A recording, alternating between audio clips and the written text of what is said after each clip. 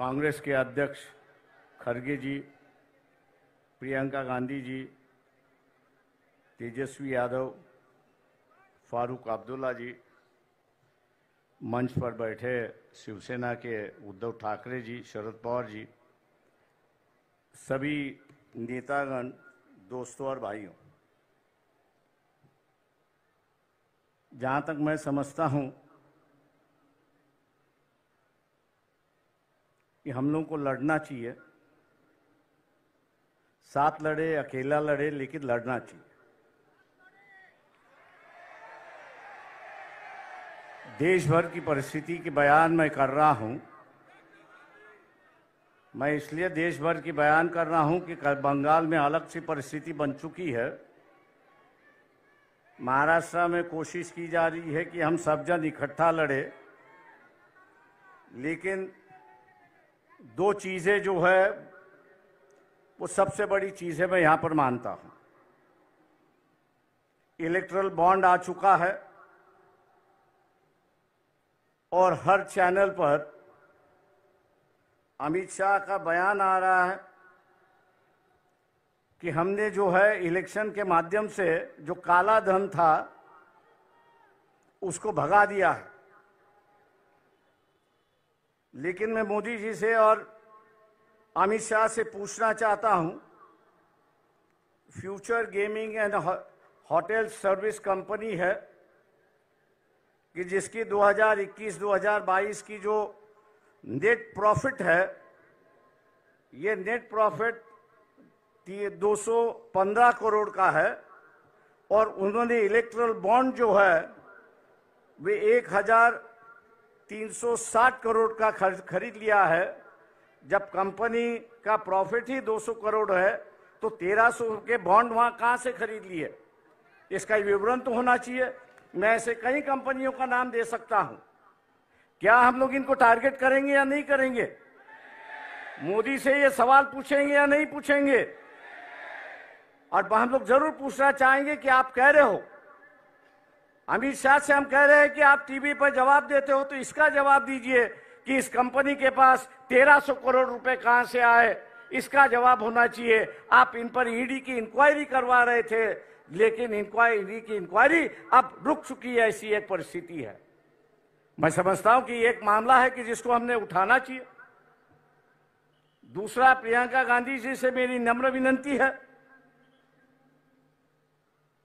कि मोदी जी कहते हैं कि ये देश मेरा परिवार है।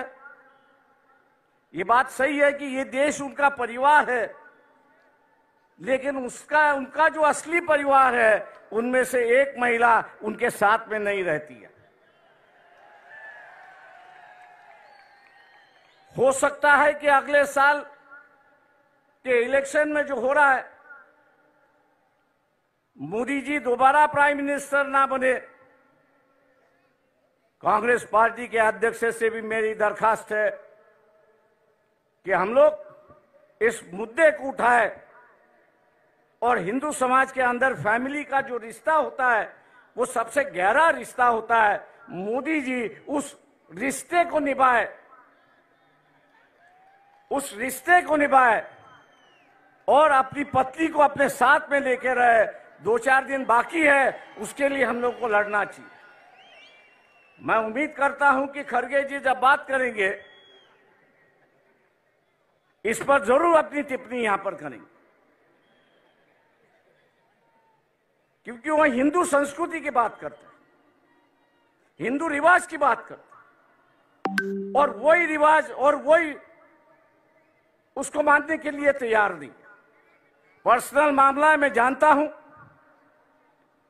लेकिन कल्चरल की चर्चा जो है ये आरएसएस ने शुरुआत की, कल्चरल नेशनलिज्म की गई, कल्चरल हिंदुइज्म की गई। अब वो अगर अदा नहीं कर रहे हैं तो मैं समझता हूं कि हम लोगों की जिम्मेदारी होती है कि उनको उनकी बात समझाए और उसको अदा करने के लिए वो अपना अधिकार के लिए वो लड़े और हम लोग उनको सिखाए। ऐसी एक परिस्थिति है। दोस्तों, 5 मिनट का वक्त होते आ रहा है। मैं और एक बात यहां पर कहूंगा वो राहुल गांधी जी से मेरा दरखास्त है यहां पर, वो ये है कि ईवीएम जो है 2004 से मैं उससे लड़ रहा हूं, आज भी बंबई हाई कोर्ट में उसके लिए मैं लड़ रहा हूं। पिछले 6 महीने से जब ईवीएम इंक्वायरी की बात आई तो इलेक्शन कमीशन उसको टाल रहा है। उसकी जो मशीन आती है वो अमेरिका से आती है, लेकिन वहां के जो चिप उसमें 2 है, स्टोरेज चिप जो है, वो यहां 20-20, 25-25 रुपए में मिलते हैं कि जिसको मैनिपुलेट होता है। राहुल गांधी से मेरी दरखास्त है कि पार्लियामेंट भी किस पे विश्वास करे, पेपर ट्रेल पे विश्वास करे और ईवीएम पे विश्वास करे। तो पार्लियामेंट ने कानून से कहा है कि अगर डिफरेंस आया, ईवीएम के काउंटिंग में डिफरेंस आया और पेपर ट्रेल की काउंटिंग में डिफरेंस आया, तो मानना है कि पेपर ट्रेल का जो वोट है वही आपको मानना है, ईवीएम को बगल में रखना है। क्या हम लोग इस इलेक्शन के पहले, इलेक्शन शुरुआत होने के पहले इलेक्शन कमीशन को घेराव डाले, सब पार्टियां उससे मिले कि अगर कोई कैंडिडेट अर्ज करता है, एप्लीकेशन करता है कि वेरीफाइड पेपर ट्रेल जो है वो काउंटिंग होना चाहिए, उसका एप्लीकेशन मंजूर होना चाहिए। क्या हम लोग इसके लिए लड़ने के लिए तैयार है?